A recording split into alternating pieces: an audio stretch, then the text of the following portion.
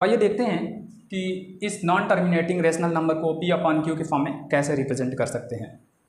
बहुत आसान स्टेप्स है। सबसे पहले हमारा पहला स्टेप क्या हो जाएगा कि x इज इक्वल टू, हम इसको मान लेंगे, लेट कर लेंगे कि x बराबर है 3.7292929 डॉट डॉट। उसके बाद क्या करना है, आपको दिख रहा होगा यहाँ पर कि कितने डिजिट रिपीट कर रहे हैं, 292929।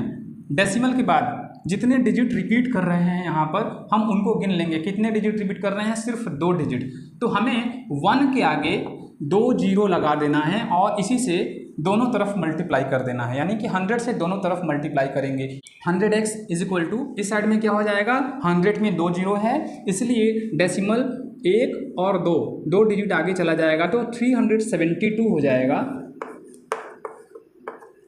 0.92929 डॉट डॉट डॉट, ये चलता रहेगा। अच्छा, अब अगले स्टेप में क्या करना है, इसको हम इक्वेशन 1 मान लेते हैं और इक्वेशन 2 मान लेते हैं इसको।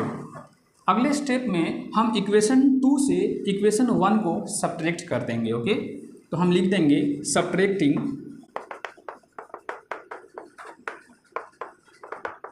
इक्वेशन 1 फ्रॉम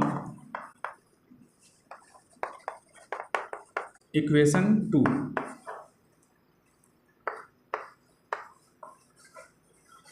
ब्रिगेड यहाँ पर हम पहले लिख लेते हैं 100x is equal to 372.92929 dot dot, और यहाँ पर लिख लेते हैं x is equal to, decimal एक सीधे में होना चाहिए तो यहाँ डेसिमल है तो इसका डेसिमल नीचे होगा, तो हम लिखेंगे 3.72929 डॉट डॉट।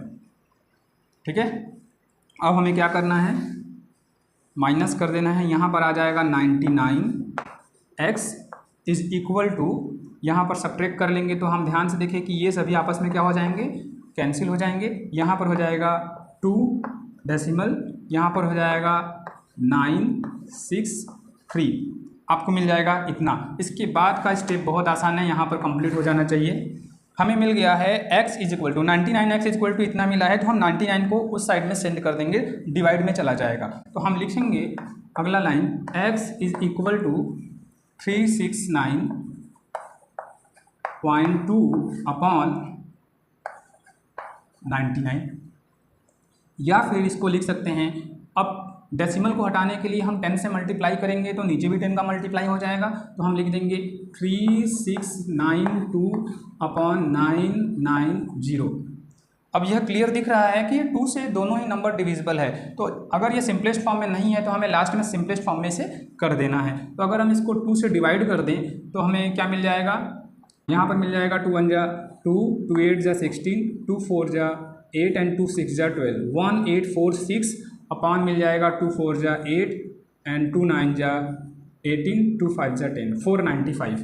तो हमारा जो आंसर हो गया वो हो गया x is equal to this. तो फाइनली हम क्या लिख सकते हैं, इसके बाद लास्ट स्टेप को हम यहाँ पर लिख देते हैं। सो हम कह सकते हैं, ये लाइन लिख लीजिए, therefore this is equal to 1846 upon 495। यह हमारा आंसर होगा, ये लास्ट में होगा लाइन, इसके बाद वाला लाइन यहाँ पर है। अब एक छोटा सा सवाल है आप लोगों से कि यहाँ पर 7.520 के ऊपर इस तरह से बार लगा हुआ है, इसका मतलब क्या है, आपको यहाँ से समझ में आ जाएगा। 29 के ऊपर बार का मतलब 2 डिजिट रिपीट हो रहा था और हमने यहाँ पर 100 से मल्टीप्लाई किया था इस पहले इक्वेशन के दोनों तरफ। तो आपको यह बताना है कि इस क्वेश्चन को सॉल्व करने के लिए आपको दोनों साइड में किस नंबर से मल्टीप्लाई करना होगा। आपके पास 5 सेकेंड है, 5 सेकेंड में कमेंट सेक्शन में आंसर करें। उसके बाद मैं एक इंपॉर्टेंट फैक्ट बताने जा रहा हूँ जिसमें ज़्यादातर बच्चे मेजर मिस्टेक करते हैं।